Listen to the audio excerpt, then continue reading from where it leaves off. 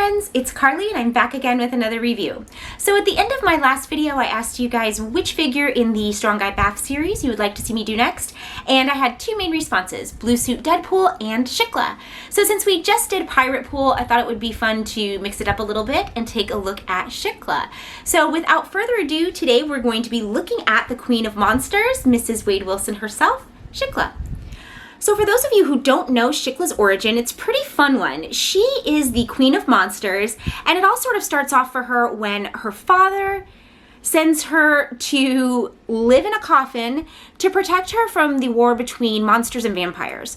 So at the time, monsters and vampires are in this huge battle for territory and rule, and Shiklah's father sends her off to hide in this coffin so that he knows that she'll survive and won't be a casualty of this war and can come back later and resume her rule. So fast forward years later, Dracula hires Deadpool to go get Shiklah out of her coffin so that he can marry her and unite the monster and vampire worlds and just put a squash to the whole beef between them and unite the kingdoms. So Deadpool goes out and does that, finds Shiklah, releases her, and their journey begins. So her first real sort of point of intrigue with Wilson is that she tries to use her kiss of death on him because she is a succubus, which means that she can leech the life force out of her victims through a kiss. But because Wade has a regenerative factor, she isn't able to make it work on him. So they go on from there, with her being now a little bit more intrigued by Wade, and travel from her coffin to New York. Over the course of this journey, they have lots of engagements and encounters, including one with Blade, who notices that Wade and Shiklah are getting closer and comes in to remind him that, hey, she's the Queen of Monsters and a pretty bad dude. We probably don't want to let her get out of hand. But of course, Wade isn't going to listen to any type of reason. They move forward, and by the time they get to New York, they're fully in love, and Nightcrawler officiates their wedding. So the marriage between Shiklah and Wade is fraught with difficulties and concerns. For one, he is only one of many of her husbands. For two, this is a period in time where Wade starts to go a little bit more good guy. I mean, we know at heart he's a good guy, but a little bit more good guy. He joins the X-Men and teams up with Spider-Man as well. Spider-Man as well. He actually, so I don't know how this happens, but his scars are healed, and Shiklah really doesn't like that. So they sort of have a fight about it, about how he's too handsome now. So he goes ahead and lights himself on fire, which resets their relationship a little bit, but pretty much his attachment to death, her multiple marriages, her wanting him to be a good guy when at heart he just isn't, all sort of leads them down the path to ending their union. But it's a really fun story. It started out as a webcomic. I believe it was called Dracula's Gauntlet, and she appears in several other places. So I'm definitely going to be looking for more on Shiklah, and I really enjoyed sort of learning about this kind of crazy relationship between her and Deadpool. So let's take a look at the figure because there's a lot to see, and I want to start off with the truth to the source material. Her design is perfect and absolutely true to what was written for her character, the way that she was drawn in the books. Her costume is perfect down to the brocade pattern, which I'm gonna just point out right now so I don't have to dwell on it, is captured perfectly, but for whatever reason, Hasbro decided not to carry it through to the back of her outfit, even though her outfit is exposed on the back. So I don't have a great explanation for why they would have done that, but when we're looking at her head on, the brocade is perfect. I love her loose accessories. Her necklace moves, and if you remove her head, it can be taken off. Her belt also is very flexible, and the gold on this figure is captured really beautifully. So the plastic pieces, her bracers, her belt, her necklace, and her little bat hair accessory here are made out of shiny, luminous, pearlescent yellow plastic that is gold tinged. So it feels really real. It feels like metal. And then the paintwork on the detail on her costume is also an excellent metallic paint, which, you know, I've had issues in the past sometimes with the metallic paint work on these figures. Shiklah is not one of those cases. Her gold looks fantastic, and I love the shiny finish that they put on her bustier, gloves, bottoms, and boots. not to show off her backside too much, but you can really see the sheen on the bottoms of her pants here. So they really put a lot into making it look like a shiny leather, which I really, really liked. And it contrasts really beautifully with the matte finish of her purple bodysuit, and the brocade there adds to that. I wish they would have carried it through to the back. I'm really gonna try not to harp on that.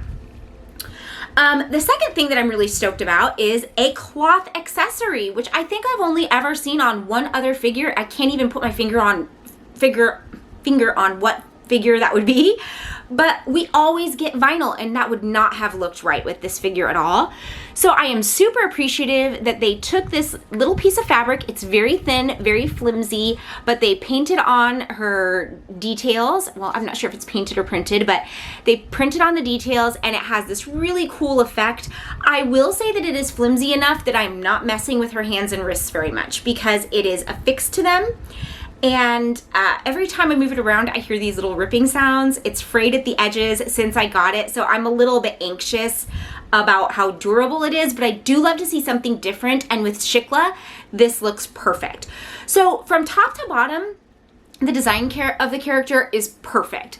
The detail in her face is stunning. She is really pretty scary looking. She has an evil look to her. Her eyes are also painted with that beautiful metallic gold, and with the purple markings on her face, which are a skin feature, not makeup, it really, really stands out. So her eyes really sort of peer out at you and are very piercing. The paintwork on this figure is really, really beautiful. The only complaint I have is not carrying the brocade through. So let's look at the points of articulation. Because she has this long, beautiful flowing hair, which actually looks really, really good. I really like the hair. We know that we're gonna lose some motion in the head. So we're not gonna get a look up at all. There really is just no way. We get a little bit of a look down.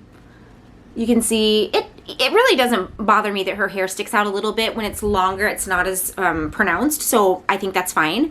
But because of the long hair also, we start to get a hindrance in her left and right looks, which I'm afraid will rub against, because there is a lot of paintwork on this figure, will rub and maybe damage the paint. So I'm probably not going to be moving her head around a lot, but she does get a really great sort of like circular range of motion that can give us some really kind of creepy, expressive poses. So while she doesn't have a full range of motion in her head, she does have a range of motion that will allow her to do some pretty cool looking things. And because the sculpt and the paintwork on her face is so good, it works overall. Her arms are another story for me. So we, again, having to be very, very careful with this scrap of fabric. It just feels like it's gonna rip off at any moment. She has a great lateral lift, which you guys know I'm always looking to see, but she does not have a turn in her bicep here. And I do not understand why. It really bothers me that she doesn't.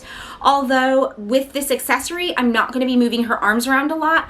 It's time for us to have a standard set of articulate points on all of these figures. Whatever it takes to decide what those will be, make sure that every figure has them regardless of the frame size of the body. I'm not saying specifically that this just happens on female figures, but it seems that the smaller the frame gets, the fewer points of articulation that we get. And not having a turning bicep on a highly articulate action figure is just not acceptable. So I really want to see them figure this out, standardize points of articulation, so that every time I buy a figure, I don't have to wonder, am I going to be able to do this? Am I going to be able to do that? It's just over the top at this point. I want them to be standardized, and there's no reason for her not to have that.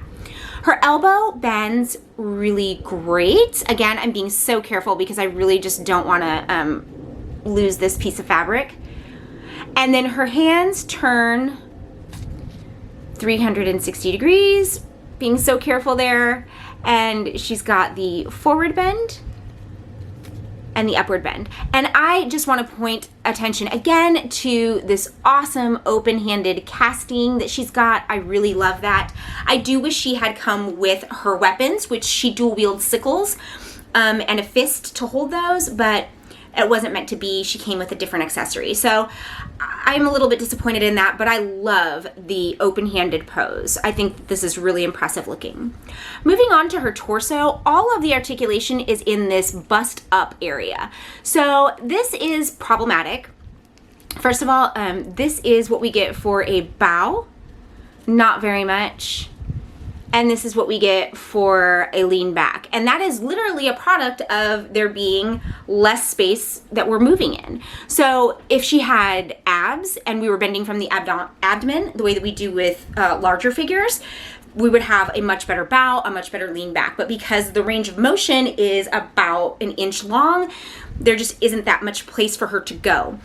Also, when we're turning, because the waist, instead of having a waist down here that turns, she turns in the torso, we run into the problem almost right away that the width of this portion, this top portion, is substantially wider than the depth of it. So from front to back is much narrower than from side to side, which means that as you turn it, we get to the point where almost right away we start like rubbing and not being able to move her freely and easily.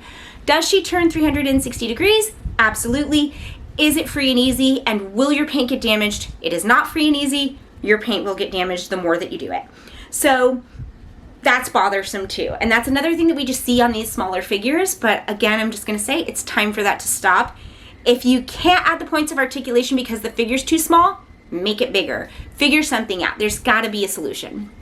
So here are her thighs. We're not getting the great lateral lift. We haven't been though, so that isn't unique to Shiklah. That's just been happening a lot lately. She has 360 degrees in the thigh. You can see the beautiful paintwork and how nice that metallic looks here on her boot. Then we've got a leg that bends beautifully. She has the thigh-high boots that we saw on Emma Frost, so there's no calf turn here.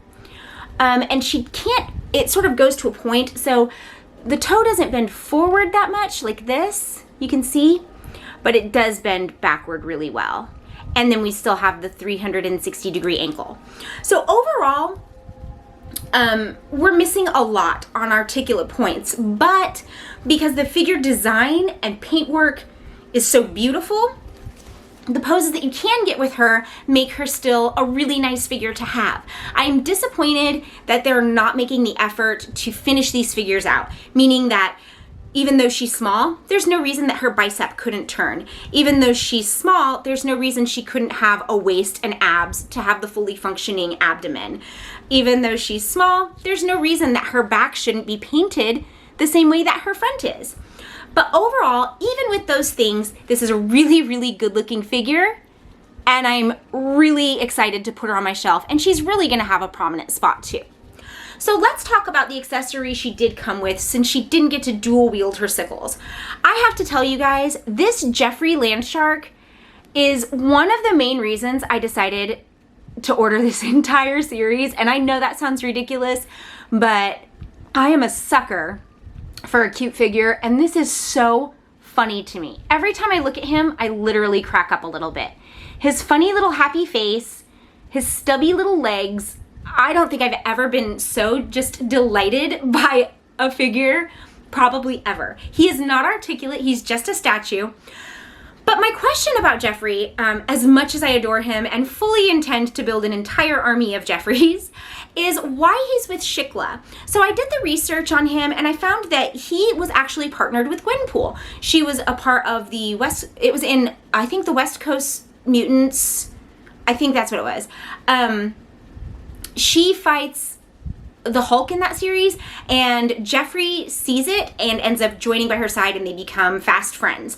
So in a fourth wall breaking moment, Gwenpool realizes that she probably won't get her own solo featured series comic book again, and she doesn't want Jeffrey to go the way of other characters that just never see the light of day again, so she gifts him to Deadpool, and that's what I was able to find. So all I can think is that when that happened, Deadpool was married to Shiklah, and he sort of just like became their house pet, because Shiklah actually has a pet of her own, which is like a winged chameleon named Bug, and he was really cool looking, and I would have liked to see a figure for him. I am stoked about Jeffrey, don't get me wrong there, but he doesn't seem to go with Shiklah to me. I do have a Gwenpool back here on my shelf that I'm gonna pose Jeffrey with, but if you guys know what this is about, like why this pairing, I'd be really interested to know, because I searched and couldn't find anything. So even though this really goes with Gwenpool to me and is going to, and even though we didn't get Shiklah's weapons, I am really happy with the design work and the paint and the sculpt of this figure. I'm really sick and tired of not seeing uniform points of articulation. A lot of times when I talk about that, people are like, well, what do you expect to get for a $20 figure? I'm not saying that every figure needs to have the most points of articulation available on the market. I'm saying that Hasbro needs to figure out what a $20 price point figure that is considered to be highly articulate comes with, and that is the standard for every body type and size. I think that should be really easy to do, and I think it's time that they do it, because I should not be buying a 112 figure at the $20 price point from the same brand in the same line and never having any idea what I'm going to get when it comes to articulation. It's not right, and it's not fair to the customer. All of that said, this figure is really beautiful. Her origin is so much fun, and it's going to be really cool when I get my regular Deadpool and do a fun wedding scene with them and my Nightcrawler. I can't wait for that. So that is the story of Shiklah, and then there's a separate story for Jeffrey. If you guys know how these two connect, if I missed it, please let me know. Let me know what you think of Shiklah. Let me know what you think about standardizing articulate points. I think that it's time for that, and I want to know what your guys' thoughts are. I will be back in a couple days with another one. We're going to be looking at Blue Suit Deadpool next, and let me know what you guys want to see after that. Thank you so much for watching my videos. Please make sure you're subscribed and turn on your notification bell so you don't miss anything that I do, and I will be back soon with another one. Bye, friends!